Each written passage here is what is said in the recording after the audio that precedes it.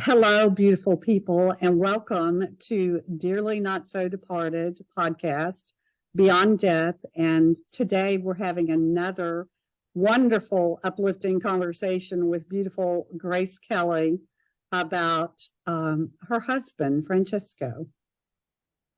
Lovely to be here, Janet. Thank you so much for inviting me. I can't wait to get in on this conversation. I love the name of your podcast, Dearly Not So Departed. Because they are no longer physically present with us, but their energy is still alive. They are pure liquid love, and they are so focused and interested and connected to us as we move through our days. And to me, there's nothing more comforting than that feeling. It's just, Yeah. I don't know, it's a true blessing and a gift.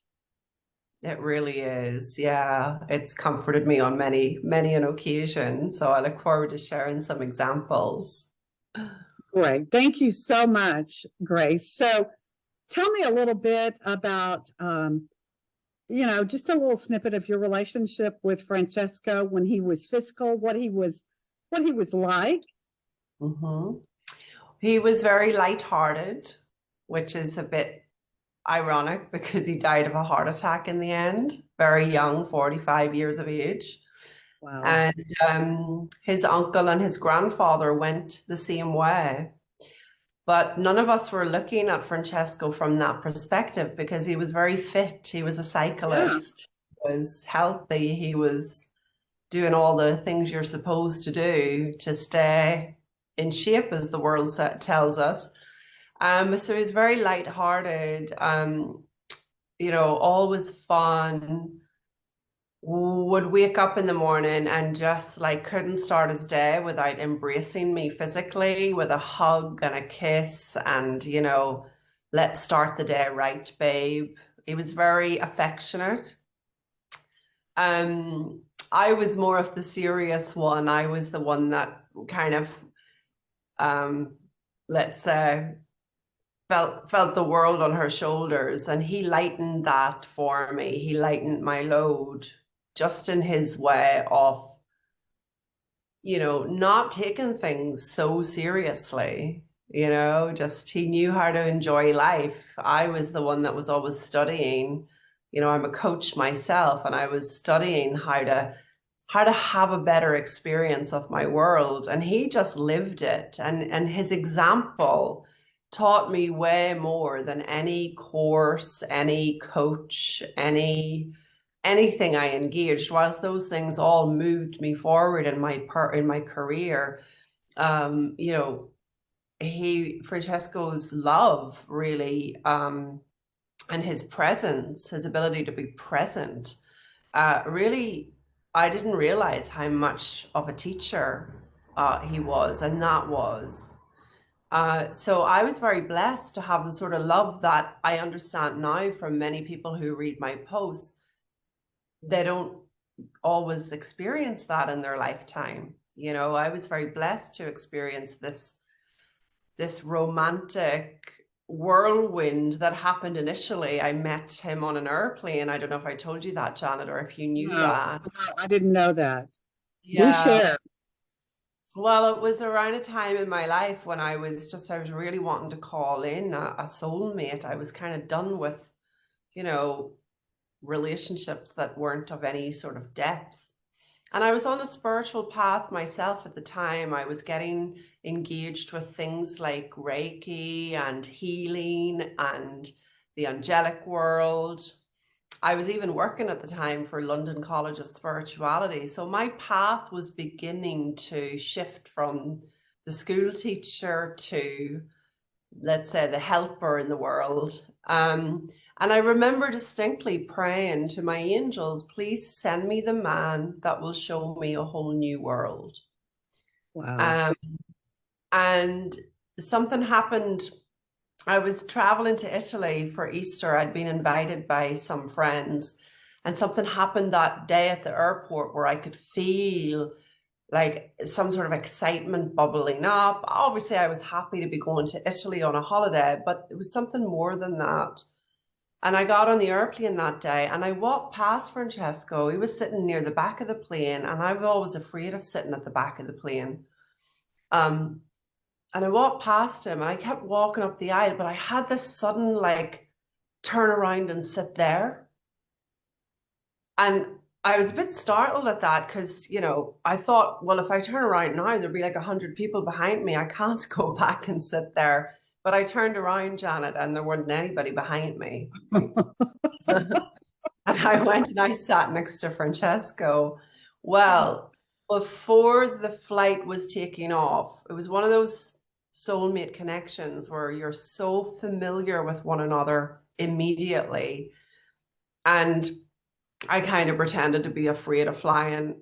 I didn't realize he was afraid of flying. And he pretended to be, like macho guy. And he took my hand. He took my hand on the takeoff. And we were just that familiar and that comfortable that quickly. As it happened, we were on the same flight back a week later. Exactly a week later, we were on the same flight back to London from Italy. He was going home to his family. And well, on that flight back, we decided to have aperitivo and a kiss on the flight. Nice, And then nice. And then we were just together ever since then. It was like 14 years. And, it wasn't all easy going, but it was certainly a relationship that I realized it just continues to give and give and give. And yeah, in his physical presence, it was incredible. And in his non-physical presence now, his miracles of love continue to show.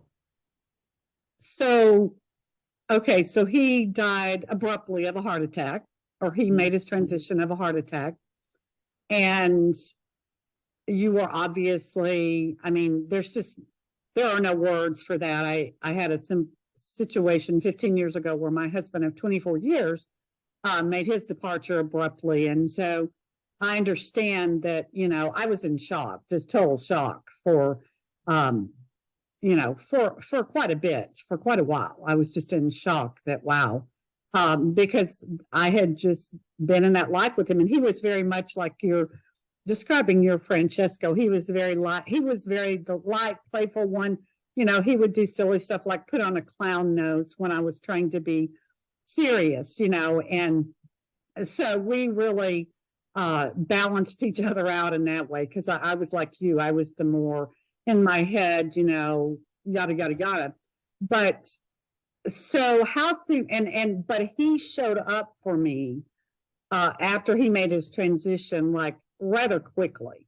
Even though I was in shock. What was your experience like when Francesco showed up for you? It was very quick and it was very obvious. I actually have a little book somewhere of the miracles that he came in with. One of the first things I remember was that I had no access. He was into technology and he had locked everything within his computer. And I had no access to his emails, to anything, his financials, anything on, everything was passcoded. Anyway, I remember the morning after the funeral, and I took his phone, and I was so worried about how I was going to be able to, my head was already into how I was going to be able to help him, his life admin, if you like. And I took his phone, and I literally was guided with my hand to the exact passcode combination No to way. unlock his phone. No way. Unbelievable. Wow. I love And that.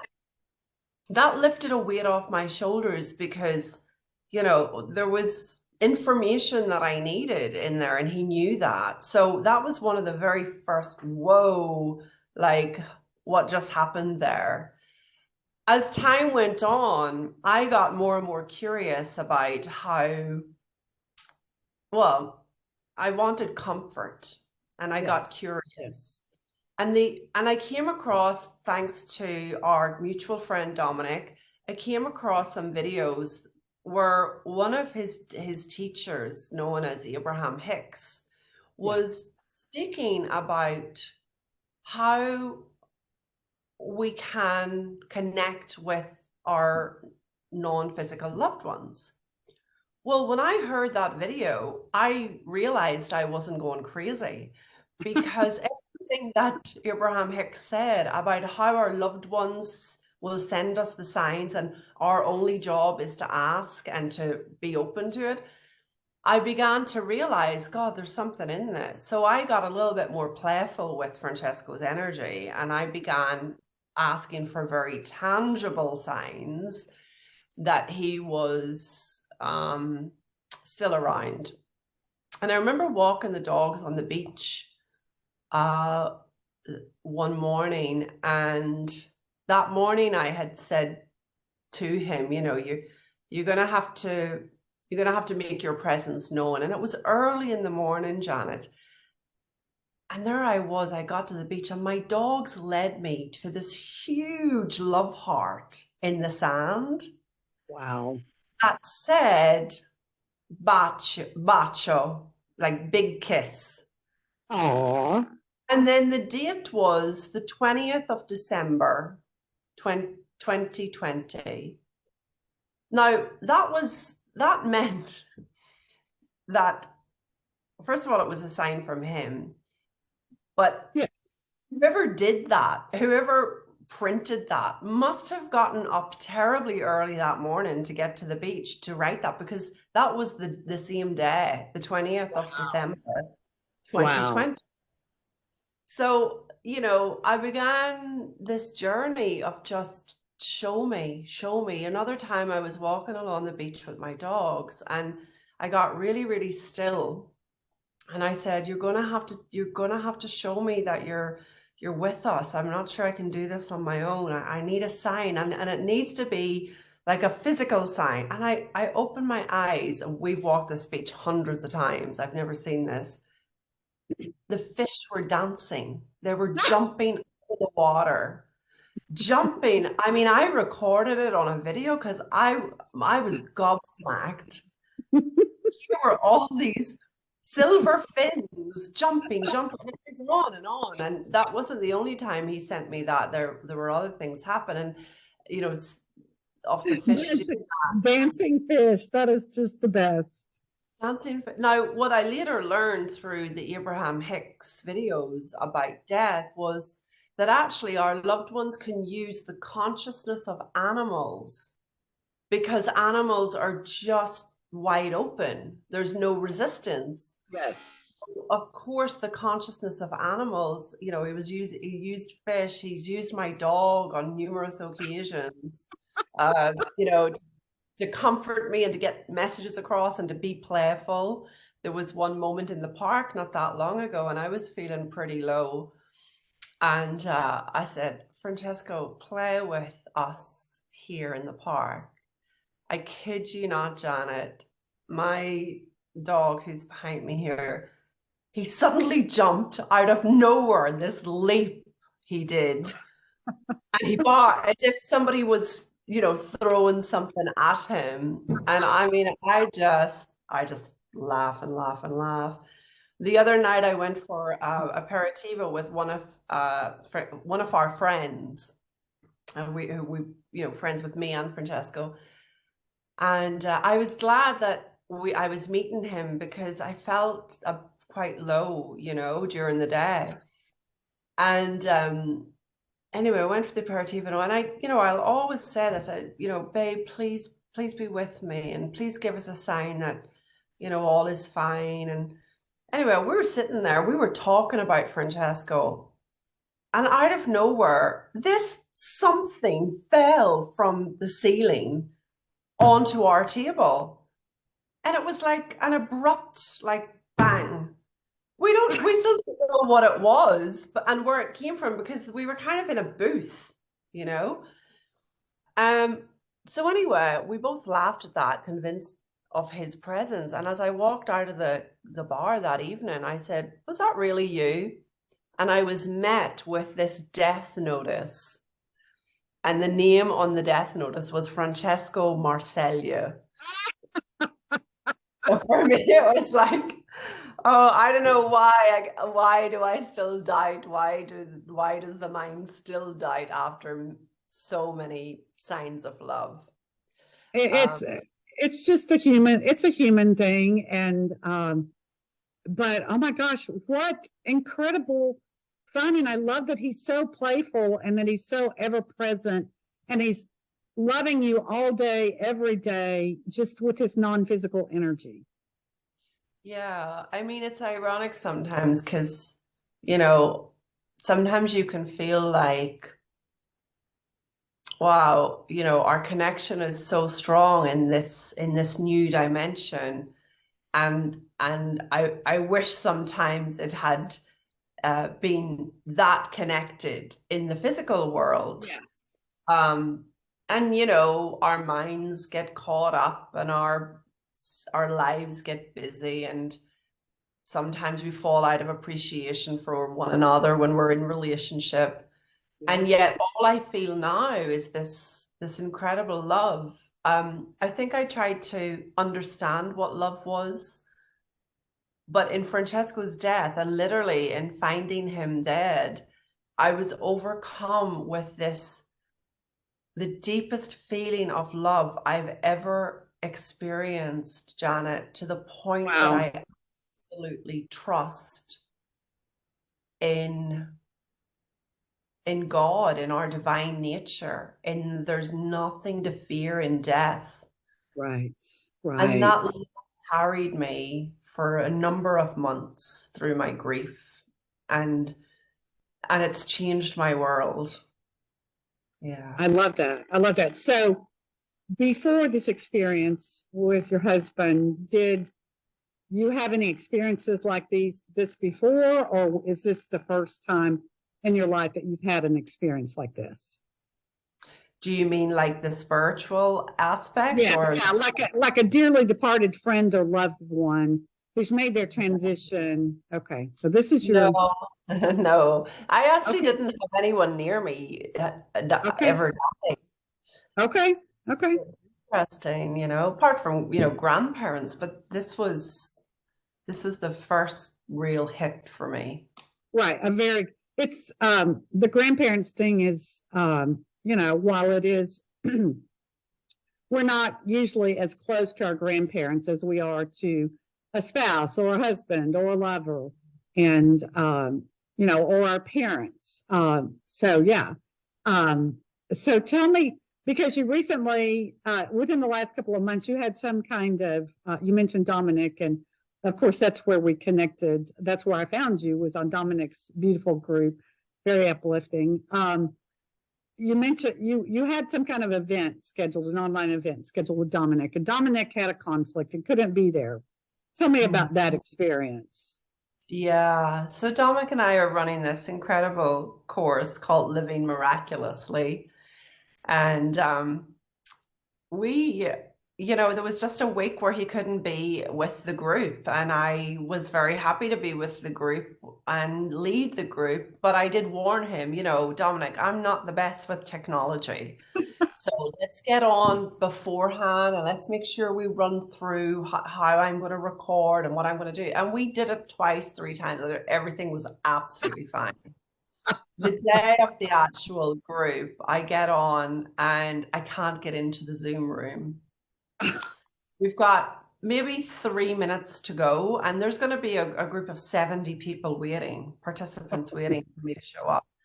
So immediately, because Francesco was so good at technology in the physical world, and I've come to understand whatever our loved ones were good at in this world, they're even Yes, better at in that yes, world. yes. So immediately I just said, "Oh, babe, you're going to have to help me with this one. I have no idea what I'm supposed to do."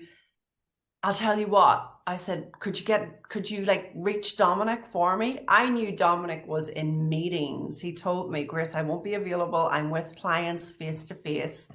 Um, but we've run through it. You'll be fine. So I literally asked Francesco to get Dominic's attention. And I sent Dominic a message on Messenger, hoping that he would see it. And he hadn't seen it. But then he told me later that for some reason, he just felt nudged to take a break at a particular moment during his client time.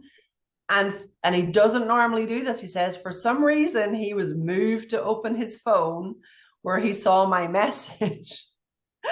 And he was then able to just log into Zoom and fix whatever needed fixed so that I could get in. Wow. And I told him, well, I've got to tell you, I'm not surprised you were moved and nudged and moved again, because you do know that I got Francesco on the case about this.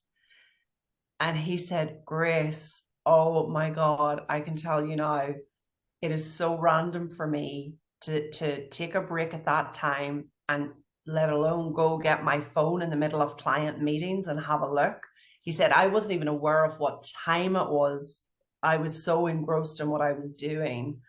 So Francesco definitely nudged me, he said. And you know, that to me nowadays is like, what's the big deal? Of course he did. You know, like Right. I was running through Mexico airport. I was so late for my connecting flight to Spain.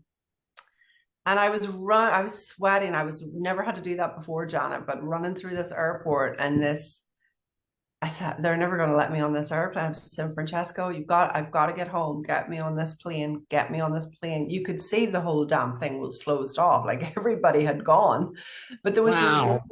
sitting at her booth, and she said, "Look, ma'am, you're too late." And I said to her, please, can you call them and see if there's any chance at all? So she picked up the phone and called whoever needed calling down at the gate. And she looked at me and she said, I don't know why they're doing this, but you're going to have to run right now. I knew,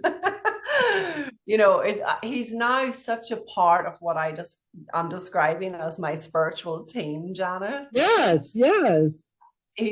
I'm not afraid in this world. Right. It's like we get to call on this incredible love, and he's never let me down. And isn't it, don't you find it very comforting and very stabilizing that we're not alone? We're not alone. We may be solo, we may be single, and we may not be surrounded by a lot of humans, but we are not alone. We are never alone. That's right. Yeah. And when I really got that, I mean, even despite the incredible, miraculous, like, log of signs, I really got that in his death. Like, in that moment, in that feeling of pure love. I mean, it's a moment when I would have expected to be overcome with so much shock and disappointment and sadness and awfulness. And yet I really got, whoa, this love, we're not alone. And this small self that we are, like, there's so much more to us. We're Yes. so much more. So I'm fascinated by this journey, as you can tell. And I really, yeah, I know that these sort of sharings that you're giving the world is going to bring so much hope to people, and it's needed. Well, and I want people to understand that it's there's no special skills or training that you need to be able to access these beautiful connections with our dearly not so departed loved ones. It's right there. It's maybe a shift in your beliefs of what is possible. Yeah. And I find that a lot of people, Janet, when they're not necessarily getting the physical signs, like, for example, Right. Francesco's mother, um, she was amazed at all these signs I was getting, and she was like, I wish he would give me a sign. I never get a sign. And she definitely didn't have the same, perhaps, expectation or faith that I had. But after so many signs, of course, my faith was built. Um, but she was delighted one morning to come and tell me that he had visited her in his dream. He was playing with her, like, usual story, taking the mickey, like, making her laugh. And he looked so youthful and so present and so full of life. And he said to her as he left, don't forget to dress well. Well, she owned a dress shop. So Okay. that's why he was picking up on that with her. Like there was Like it. always this kind of like, don't forget to dress well. And she hadn't been dressing well. She'd been in her grief and her everything. And she came to me so happy. And it occurred to me, Janet, sometimes because we're in our day-to-day life and maybe we are in the depths of our grief and we don't necessarily have that faith or expectation, we might not get signs during the day, but we will get them in our dream state because all resistance has dropped. Yes. Great point. Great point. Yeah. And the other thing that I wanted to say here at this point is, I mean, you have to be open and willing. And, I get that there's, you do feel lost. You feel, I miss the presence to this day. I would love to have a big hug, a physical hug. And I do feel a non-physical hug. When I ask for a non-physical hug, I feel a non-physical hug, but his physical presence and his laughter, he had the greatest laugh. And he had just a wickedly fun sense of humor, which he still has. But you know, it's eternal. Relationships, Abraham Hicks says that relationships are eternal. There is no death, and that all death is suicide. It doesn't matter how we make our exit, and it's going to happen for all of us. And so what can we do to get more comfortable and to normalize this conversation around this topic that terrifies so many people and that is trained into us? Think about small children, a small 2, 3, 4-year-old child. If you said, hey, your grandfather died or your father died or your mother died, the child is just gonna like look at you and probably smile and go on about their business of being just happy. So it's a trained perspective. So if we've been trained into that train of thought, then we can easily be untrained into that train of thought. Yeah. It's all backward, like yeah, I guess again, I maybe I can speak from this place of certainty that, that feeling of love in finding him dead, I really felt that I understood the true meaning of who we are at core, and Yes. that there's nothing to fear in death, and just the alignment that occurs. But you're right, there's not a lot of this conversation going on. There's still every single media that you see, people are killing each other as the what's the word, as the worst thing that could happen to you. Oh yeah. Yeah. And it's absolutely Abraham talks about them. It's when I was in a hot seat, about 5 months after my husband made his transition. I went to an Abraham Hicks workshop, and I got called up because I wanted to know straight away, because my husband and I had been at an Abraham Hicks workshop 3 weeks before he made his transition. And he chose suicide as his exit. And so, I was like, so I went back to visit with Abraham. And I was called up in the hot seat. And my first question to Abraham was, what was I thinking to create this in my experience? And of course, they set me straight really quick. And it felt so good to understand that. But they said that when anyone makes their transition, it is a cause and a time for celebration. There's nothing to be sad about. Mm-hmm. And out of curiosity, Janet, because I'm sure a lot of people listening would be curious about that too. Like, so when you asked the question about what was I thinking to create this in my experience, what was their answer to that? Well, basically, I had a version of him, and I was trying to hold him in a place that he no longer wanted to be held. He was ready to go. And so I don't know, it feels to me like by him going, because that was his first Abraham Hicks workshop in November of 2007. And I feel like it gave him the comfort and the courage to, unbeknownst to me, I had no idea this was his, but it wasn't for me to know. That's the thing that came to me a few hours after all the commotion, after I found him and after, the police left and all that. I felt in the midst of the shock, I felt like, wow, good for you for taking your power and doing what was right for you. And who would I be to demand that he stay here just to please me? Yeah, yeah. Or anyone else. But that's what Abraham said to me, was basically, it had nothing to do with me. It had nothing to do with me. And so so in order to connect with him where he is now, that I needed to get into that energy of where he is now. Yeah.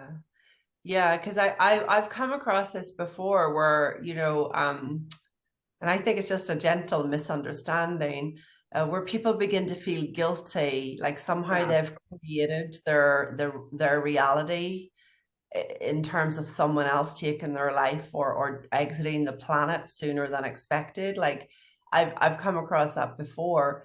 And it entered my head too, it's like, oh,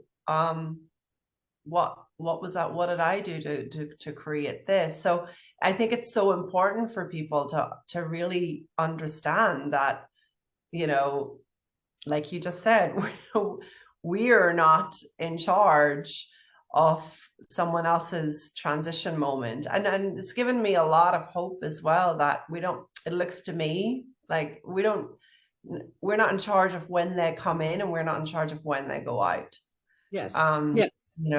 So that's cool. Yeah. So, and it was a true gift. And I intuitively, Grace knew, and I was relatively new to the teachings of Abraham Hicks I found Abraham Hicks in 2006. So it's been almost 17 years, but it was a blessing that I was aware of those teachings, although on some level I was always aware. It's just like when I got my first book, because things were different back then. And that's the other reason that I'm bringing these conversations to the forefront, is because back then there was no one I could talk to. No one. I mean, people were far and few between, because we didn't have Zoom back then. We didn't have all the Abraham Hicks videos that are online, or all the other beautiful resources that allow us to connect with beautiful people around the world like yourself. And so it was a very solo, on the leading edge journey by myself. So I just had to find a way within myself to find my joy any way I could. And that was to get happy. And I knew that the way that I could honor his beautiful life was to live my best life. And that's in fact what Abraham once told me to do. They said, your mate is here and he wants you to be that version of yourself that you were always supposed to be. And I'm getting goosebumps. And I'm like, yes. And the other thing that they said was, Abraham told me that maybe it's time that you go out and start telling a new story, that there is no death. Beautiful. Yeah. So it's taken me a red hot minute to find a place within myself that, I don't know how to explain it, Grace, that felt comfortable, that felt, because I knew beyond a shadow of a doubt, I did not want to focus on the perceived tragedy or any of that energy. That's not what this is about. This is about the hope that, yes, we can connect with our dearly not so departed loved ones, and they are here to guide and support us and love us. And they want us to live our best lives. Yeah, that's beautiful. Well, it's lovely to be part of this. Thank you for playing. Thank you for playing with me. Yeah, no, my pleasure. My pleasure, Janet.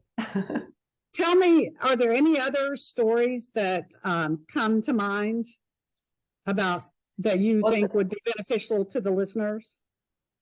yeah, actually, I kind of took down a few here. So when Francesco died, the number 44 and 444 kept showing Mhm. up in my experience.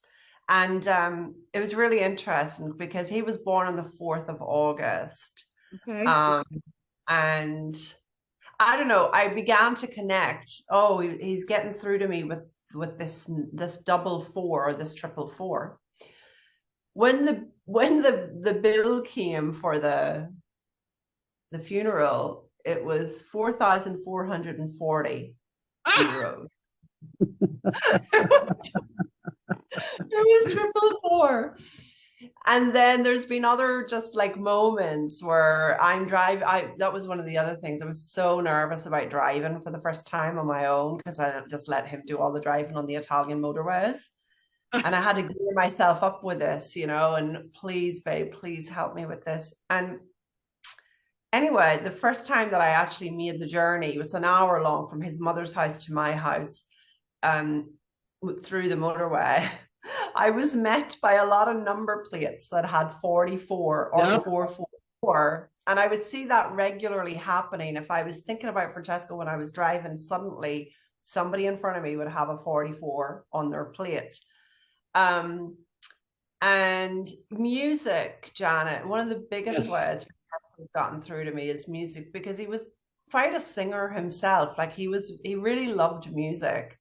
And he would sing a lot of songs, but um he basically um he basically would, like, how do I describe this?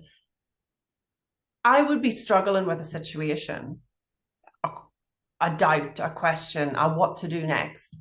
And he would send me, I would wake up in the middle of the night or in the morning hearing the lyrics of a song. Yes. And so what I learned to do was go on YouTube, would never know what the song was really or who the artist was. Sometimes I would. And I'd go on YouTube and I would type in the lyrics and suddenly the song would start to appear. And every time there was a message within that, you know, Yes.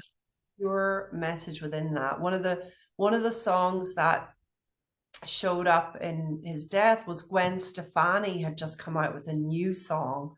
And my God, he had that song played everywhere. But when I went to the lyrics, I realized why, because there's a whole section in that song that speaks to, I'm not photos on your wall. I'm still here in my glory and all. Oh my goodness, that's beautiful. And at that time, we were all gathering our photos of Francesco, and that's all we had, and blah, blah, blah.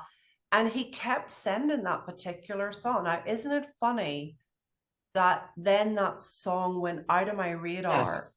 Yes. almost a year, and it came back in a moment that I was looking at his photograph. Yes. You know? Yes. So things like that, Janet, songs, photos, numbers. I was contemplating going to London around September. I felt it was an intuitive push. I hadn't been back since before COVID. And I said to Francesco, look, if I really am meant to go to London, you gotta have to give me a sign. And I'm gonna need it today. And I'm out walking my dog. And we'd normally do the same walk, but I just decided to take a different path that day. And my dog pulled me towards a wall. And I was thinking, what is he doing? Why are we going over here? And I kid you not, Janet, I go to this wall and I have the photograph of it. On the wall in graffiti was London in red. I, I can go on to tell you that despite not really having the resources at the time, I made sure I went to London. Somebody offered me a place to stay. And when I was in London, I got the download for the next program in my business. And that has been the fastest selling, highest paid program Wow. ever run as a coach. Wow. Wow. Again, you know, and that's the one you know about through myself and Dominic is called Living Miraculously. But because Yes. it was, yeah, just tuned into the miracles of love. And as we follow those miracles, you know, That's we get more. that's when we're in the flow of life, when we're listening to that intuitive guidance. And I love that even though you didn't feel like you had the resources or you didn't have the resources to go, you asked for that guidance and boom, on a graffiti, London graffiti in red on a wall. I mean, it's a sign you can't deny or miss. And yes, I have had so many of those similar experience, and it led you. It's like breadcrumbs on a trail. Leading us, and the way it feels to me, maybe it's the same for you, but they help gently guide us and point us in the direction that's in our best interest. Yeah. And I've learned not to be so doubting in those signs sometimes, you know, other times, you know, you need another sign. But that with some of the signs I've received from Francesco's love and guidance, there's been just no denying the direction, you know. Now I didn't know that was going to happen from my trip in London. I just thought Right. I was in Right. London for this break, you know. Um, but there it was, another form of beautiful supportive energy and just, yeah, just guidance all the way. Oh, So exactly. Go ahead. yeah, no, so I was just going to finish by saying, you know, I probably have a book worth of signs, and we're 2 years later, and I'm still getting signs, even right up to that weird thing just coming from the sky onto our table the other night. You know? It just continues, and I've had many more loved ones transition since my husband, my mom, my uncle, who was like a father to me.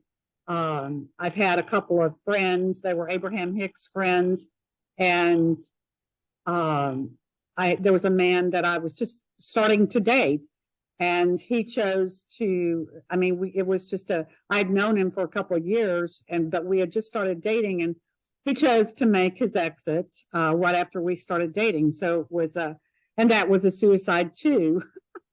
And so, it's like, okay, well, but I feel his presence, very, that was 5 years ago. I feel his presence very clearly all day, every day. And it's just a gift. It's just a gift. So thank you again for sharing these beautiful stories. I'm sure I would love to visit with you again at some point to share more of this goodness and these uplifting stories. But tell me a little bit, because you have a business and you help others live their best lives. Tell us about that and how people can reach you. Yeah, sure. Well, if people want to see the writing based on the miracles of love since Francesco left, it is all over on my blog. So gracefulcoaching.net. I'm a coach. I'm really working more and more with people who want to discover a deeper sense of purpose in their life. Some of those people have gone through grief. Some of them are in the midst of navigating a loss. But, I see my role more and more, Janet, about really just helping people remember this incredible love that we are. Because when we touch that space,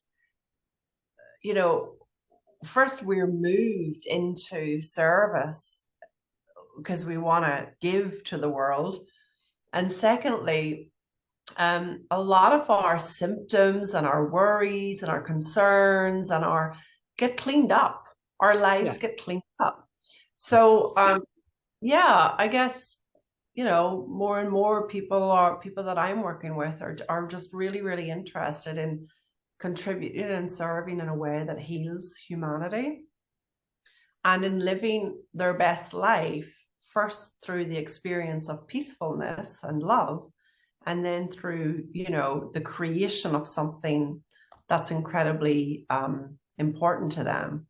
Yes, exactly. I'm so thrilled to interact with you today and to connect with you and to know that beautiful people like you, I see it as good humans because good humans bring good stuff to the world. And so that's the message that we're out sharing. And just I thank you so much for taking your time today. It's been a true pleasure, very heartwarming and uplifting. So thank you very much. For me too, Janet. Thank you. Lots of love Thank to you. everybody. Thank you. Thank you so much. Bye. Bye.